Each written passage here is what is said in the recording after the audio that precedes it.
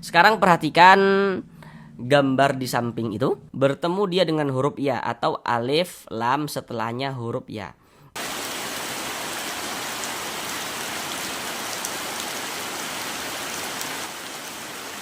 Assalamualaikum warahmatullahi wabarakatuh. Di sini kami akan berusaha untuk membantu saudara semuanya, baik yang lansia maupun yang masih muda, yang kiranya dalam membaca Al-Quran masih belum lancar, masih terbata-bata, kemudian masih belum memahami ilmu tajwid. Maka di sini kami akan berupaya untuk membantu saudara semuanya agar bisa segera dapat memahami ilmu tajwid Al-Quran dengan mudah, kemudian agar bisa segera lancar di dalam membaca Al-Qur'annya. Jadi dalam penjelasan tajwidnya nanti akan kami jelaskan dengan pelan-pelan, kemudian ditambah media gambar dalam penjelasannya yang insya Allah akan sangat memudahkan saudara semuanya dalam belajar memahami ilmu tajwid Al-Quran, supaya bacaannya menjadi lebih baik lagi. Kemudian bagi yang belum lancar supaya bisa segera lancar di dalam membaca Al-Qur'annya. Baiklah, langsung kita mulai belajar mengaji Al-Qur'an kita. Mari sama-sama kita lanjutkan kembali belajar mengaji Al-Qur'an kita. Sekarang masuk pada surah Yasin ayat ke-59. Sebelumnya telah kita bahas surah Yasin ayat yang ke-58. Sekarang kita masuk pada surah Yasin ayat yang ke-59. Mari kita baca bersama-sama terlebih dahulu dengan pelan-pelan. Bismillahirrahmanirrahim. Wamtazul yawma ayyuhal mujrimun.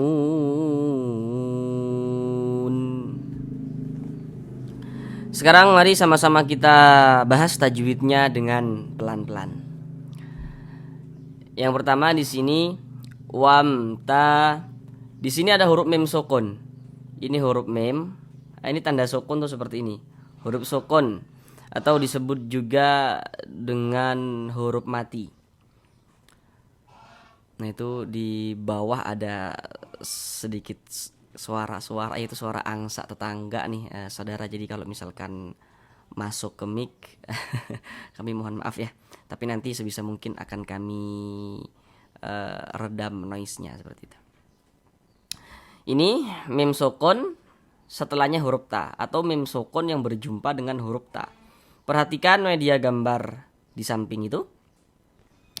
Jadi setiap kita mengaji Al-Quran, apabila bertemu dengan huruf mim sukun, maka di situ akan terjadi hukum tajwid. Tapi untuk hukum mim sukun itu dia lebih ringkas, cuman ada 3 hukum. Nah, silakan saudara perhatikan yang di nomor 3 itu. Nah, di situ kan ada bacaannya yang nomor 3 tuh izhar syafawi. Nah, selain mim dan ba. Jadi maksudnya itu kalau ada huruf mim sukun, ini huruf mim sukun. Huruf mim sukunnya itu tidak bertemu dengan huruf ba, tidak bertemu dengan huruf mim, maka hukumnya adalah izhar syafawi. Nah, ini mim sukun bertemunya dengan huruf ta di sininya, atau mim sukunnya tuh setelahnya huruf ta, bukan huruf ba, bukan huruf mim, maka hukumnya adalah izhar syafawi. Jadi kalau misalnya nih ada mim sukun bertemu huruf ta, mim sukun bertemu dengan huruf lam, huruf ya, huruf waw, huruf to, huruf qaf dan lain sebagainya, itu semua hukumnya namanya izhar syafawi, terkecuali ada huruf mim sukun bertemu dengan huruf ba atau mim sukun itu setelahnya huruf ba, baru hukumnya adalah ikhfa syafawi, seperti keterangan yang di nomor 1 itu. Atau misalkan mim sukunnya itu setelahnya huruf mim atau mim sukunnya itu bertemu dengan huruf mim, baru hukumnya idgham mimi yang di nomor 2. Tapi selain daripada mim dan ba, semua hukum mim sukun semua hukum mim sukun yang tidak bertemu dengan huruf ba, yang tidak bertemu dengan huruf mim, maka hukumnya izhar syafawi. Ini mim sukunnya bertemu dengan huruf ta, bukan huruf ba, bukan huruf mim. Nah, berarti hukumnya izhar syafawi. Dikarenakan dia izhar, maka cara membacanya dibaca jelas, tidak berdengung, baca pendek saja. Wamta, wamta, jangan dibaca wamta, jangan dipanjangkan seperti itu, jangan, baca jelas. Bunyi mim sukunnya dibaca jelas, kemudian tidak didengungkan. Wamta, ta dibaca panjang. Kenapa kok ta dibaca panjang? Bagaimana kita cara mengetahuinya kok ta ini dibaca panjang? Nah, sekarang perhatikan gambar di samping itu, ya. Nah, di situ kan ada rumus mad tabi'i itu, ada rumus 1, rumus 2, rumus 3. Sekarang perhatikan rumus 3. Rumus 3 tapi yang warna hitam. Rumus 3 warna hitam. Saudara perhatikan dulu gambarnya ya. Nah, setelah saudara perhatikan, sekarang perhatikan penjelasan kami. Apabila kita mengaji Al-Qur'an, kemudian kita itu berjumpa dengan huruf alif. Nah, ini huruf alif nih. Tapi di sini huruf alifnya tuh disambung dengan huruf ta. Yang menjadi titik fokus kita bukan sambung menyambungnya, bukan. Yang terpenting itu ada alif. Ada alif itu yang menjadi fokus perhatian kita. Ada alif. Sebelum alif ada ini. Ada harokat fathah. Baris satu miring di atas huruf. Ini namanya harokat fathah. Harokat fathah atau tanda baca fathah atau baris fathah. Intinya itu fathah. Kalau ada alif, sebelum alif berarti di sininya nih ada alif. Sebelum huruf alif nih, di sininya nih ada harokat fathah, ada tanda baca fathah. Maka huruf yang memiliki tanda baca fathah tersebut dibaca panjang. Jadi apabila ada alif, sebelumnya ada harokat fathah, maka huruf yang memiliki harokat fathah itu yang berposisi tepat sebelum huruf alif itu dibaca panjang. Sehingga nyata kita baca panjang. Mad tabi'i panjangnya 2 harokat. Wamtazul yauma ayyuhal. Di sini ada alif lam. Ini alif, ini lam. Bertemu dia dengan huruf ya atau alif lam setelahnya huruf ya. Jadi kalau kita membaca Al-Qur'an, mengaji Al-Qur'an, bertemu dengan huruf alif lam, letaknya dia jajar kayak ini, ada alif, ada lam. Nah, itu pasti terjadi hukum tajwid. Kalau tidak alif lam syamsiah ya alif lam qamariyah seperti itu. Kalau yang ini apa hukumnya? Syamsiah atau qamariyah? Nah, perhatikan tuh media gambar yang di samping itu.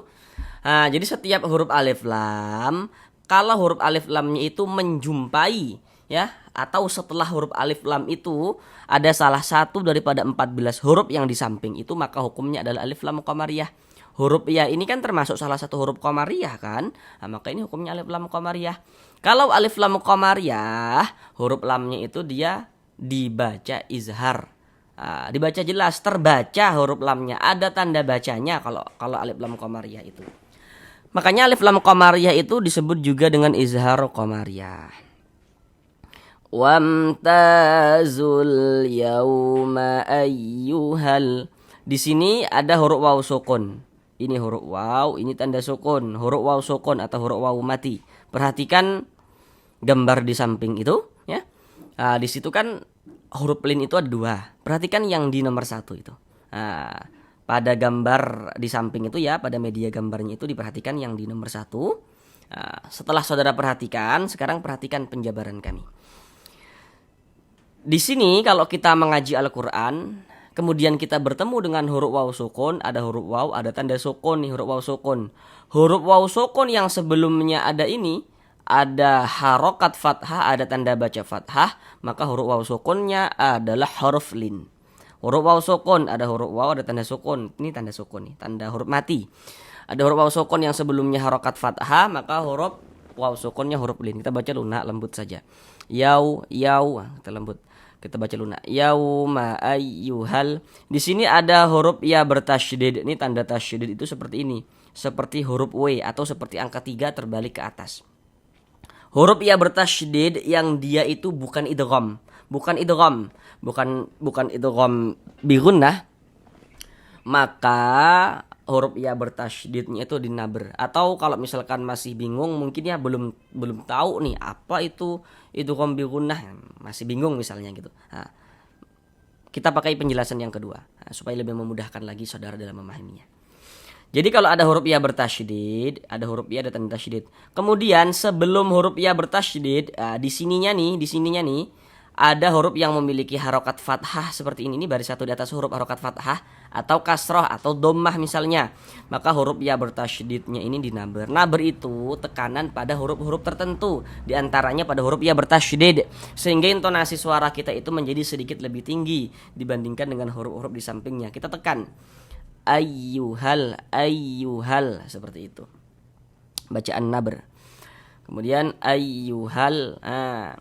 Ha di sini tidak dibaca panjang. Ha di sini tidak dibaca panjang karena setelah huruf ha, kan di sini ada alif nih. Ada harokat fathah, seharusnya kan ha dibaca panjang. Nah, tapi di sini ha tidak dibaca panjang. Karena di sini nih ada tanda sukun nih. Sehingga ha ini tidak dibaca panjang. Nah, jadi supaya tidak salah, ayyuhal. Kemudian di sini ada alif lam bertemu dengan huruf mim. Harusnya saudara juga sudah bisa tahu kalau tadi huruf-hurufnya telah saudara hafal misalnya begitu. Perhatikan lagi gambar di samping. Huruf mim termasuk salah satu huruf qamariyah. Berarti ini alif lam bertemu dengan huruf mim huruf qamariyah, maka hukumnya alif lam qamariyah. Nah, tadi di awal sudah detail kami jelaskan tentang alif lam qamariyah atau izhar qamariyah ini. Nah, huruf lamnya dibaca izhar. Ayyuhal mujrimun. Huruf jim dia sukun. Nah, tanda sukun tuh seperti ini ya, tanda mati itu seperti ini. Perhatikan media gambar di samping. Huruf qalqalah itu ada 5. Salah satunya huruf jim. Huruf-huruf qalqalah tersebut kalau dia sukun, kalau dia mati, pantulkan bacanya. Ini kita pantulkan. Mantul seperti itu. Dan ini termasuk kepada qalqalah kecil, qalqalah sugro, karena dia berada di tengah kalimat atau di tengah bacaan. Nah, beda ceritanya kalau misalkan kita berwaqaf, berhenti tepat di huruf qalqalah, baru qalqalah kubro. Sedangkan ini kan kita tidak berhenti di huruf jim. Di tengah bacaan kita dia ini. Maka ini qalqalah sugro. Mujrimun. Huruf ra kalau dia memiliki harokat kasroh, ini baris satu ke bawah, harokat kasroh atau tanda baca kasroh. Huruf ra yang memiliki harokat kasroh maka dibaca tarkik, dibaca tipis. Sehingga pangkal lisan kita tidak naik terangkat ke atas, kita tipiskan huruf ra-nya. Mujrimun seperti itu. Mun dibaca panjang. Apa tanda panjangnya mun? Ini dia pada awalnya itu namanya mad tabi'i pada awalnya, tapi berubah nama menjadi mad arid li sukun. Dari mad tabi'i bisa berubah hukum menjadi mad arid li sukun. Kenapa begitu? Apa yang menyebabkan berubahnya dari tabi'i ke arid li sukun? Sekarang perhatikan dulu media gambar di samping ya. Sekarang perhatikan rumus 2. Rumus 2 warna hitam, saudara perhatikan. Pada rumus 2 warna hitam itu, di situ kan ada huruf waw sukun, sebelumnya ada harokat dhammah, huruf yang memiliki harokat dhammah dibaca panjang. Sekarang perhatikan penjelasan kami di sini ya, perhatikan tanda panah kami, tanda kursor kami, perhatikan. Kalau kita mengaji Al-Qur'an, apabila bertemu dengan huruf waw sukun, ini ada huruf waw, ini tanda sukun, huruf waw sukun. Sebelum waw sukun ini ada tanda baca dhammah nih. Ada huruf waw, ada tanda sukun, waw sukun. Huruf waw sukun, sebelum huruf waw sukun, jika ada tanda baca dhammah, maka huruf yang memiliki tanda baca dhammah yang letaknya itu tepat sebelum huruf waw sukun dibaca panjang. Ada huruf waw, ada tanda sukun. Sebelum waw sukun ada harokat dhammah nih, ada tanda baca dhammah, maka huruf yang memiliki tanda baca dhammah ini dibaca panjang. Sehingganya mu kita baca panjang. Pada awalnya mad tabi'i namanya, pada awalnya. Kemudian mad tabi'inya bertemu dengan ini, dengan huruf yang kita sukunkan, berubah nama menjadi mad arid li sukun. Panjangnya mad arid li sukun boleh 2 harokat, boleh 4 harokat, boleh juga 6 harokat. Yang terpenting konsisten dalam sekali bacaan. Maksudnya konsisten itu kita harus memilih kalau kita mengaji Al-Qur'an. Kalau mad arid li sukun kita baca 2 harokat, semuanya kita baca 2 harokat. Kalau mad arid li sukunnya kita baca 4 harokat, maka semua mad arid li sukunnya kita baca 4 harokat. Seperti itu. Tidak boleh selang-seling, tidak boleh. Huruf yang kita sukunkan mana? Huruf nun ini. Ini kalau kita berwaqaf, berhenti di huruf nun, kita baca mujrimun, mun. Jangan dibaca muna, jangan. Mengapa begitu? Apabila kita mengaji Al-Qur'an, kemudian kita berwaqaf, kita berhenti tepat di huruf yang tidak dibaca panjang, hurufnya kita sukunkan, hurufnya kita matikan. Ini kan kita berhenti di huruf nun. Huruf nun tidak dibaca panjang. Karena kita berhenti di huruf yang tidak dibaca panjang, hurufnya kita matikan. Sehingganya kita baca mun, mujrimun. Seperti itu. Sekarang mari kita ulang bersama-sama sekali lagi dengan pelan-pelan. Wamtazul yawma ayyuhal mujrimun. Sampai di sini belajar mengaji Al-Quran kita. Semoga kita masih diberikan umur yang panjang sehingga dapat bertemu kembali dalam belajar mengaji secara online yang berikutnya. Assalamualaikum warahmatullahi wabarakatuh.